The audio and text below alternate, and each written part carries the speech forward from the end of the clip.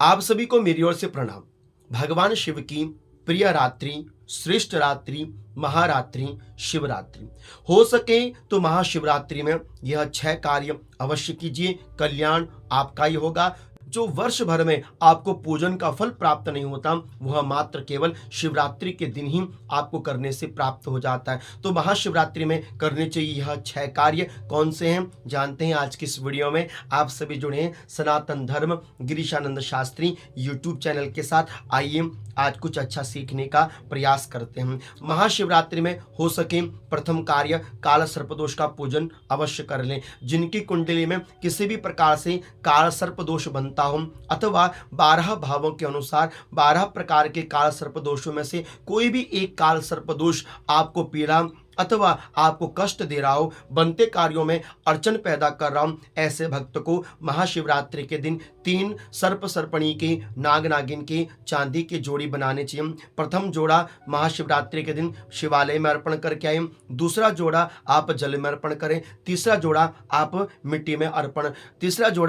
मिट्टी में किसी जगह पर दबा कर आ जाएं। जिस काल सर्पदोष का फल आपको त्र्यंबकेश्वर महादेव के मंदिर में जाकर प्राप्त होता है, वह फल आपको महाशिवरात्रि में काल सर्पदोष का पूजन करने से ही प्राप्त हो जाता है। दूसरा है महाशिवरात्रि में ग्रह शांति। जिनकी कुंडली में किसी भी प्रकार से कोई पीड़ित अथवा अशुभ ग्रह है जो कष्ट देने वाले हों, अथवा बच्चों की कुंडली में किसी भी प्रकार का कोई अदिष्ट अथवा कोई भी अशुभ फल देने वाला ग्रह हो, ऐसे माता पिता अथवा ऐसे साधक महाशिवरात्रि के दिन शिव मंदिर में जाएं, रुद्राभिषेक करें और अपने ग्रहों की शांति करें और अपना भार जितना तुलादान जितना आपका भार हो अवश्य करें। शिवरात्रि के दिन किया गया दूसरा कार्य भी आपके ग्रहों की शांति के लिए बहुत महत्वपूर्ण विषय बन जाता है। तीसरा, हो सके तो अपने घर में महादेव की प्रतिबिंब स्वरूप में आप शिवलिंग की स्थापना करें। अंगूठे भर का शिवलिंग भी आप अपने देव मंदिर में स्थापित कर सकते हैं। स्फटिक का शिवलिंग,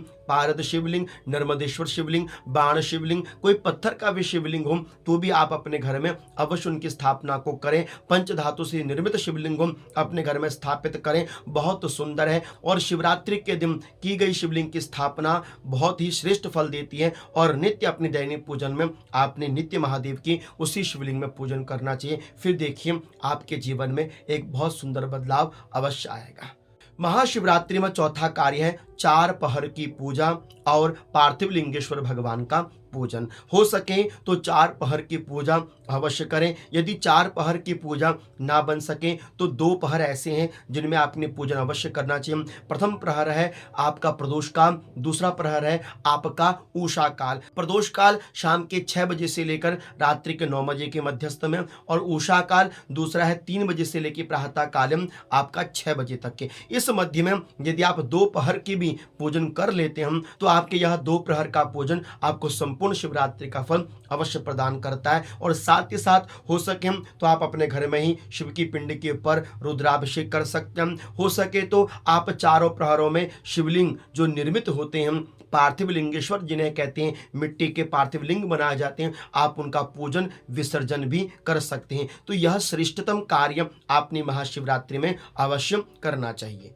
शिवरात्रि में 5वां कार्य आप कर सकते हैं किसी भी एक सुंदर से स्तोत्र का पाठ अथवा सिद्धिम। चाहे तो आप शिव अमोघ कवच का पाठ कर सकते हैं, चाहे तो आप लिंगाष्टकम का पाठ कर सकते हैं, चाहे तो आप शिव महमन स्तोत्र का पाठ कर सकते हैं, चाहे तो आप शिव तांडव स्तोत्र का पाठ कर सकते हैं, चाहे तो आप शिव पंचाक्षरी स्तोत्र का पाठ कर सकते हैं।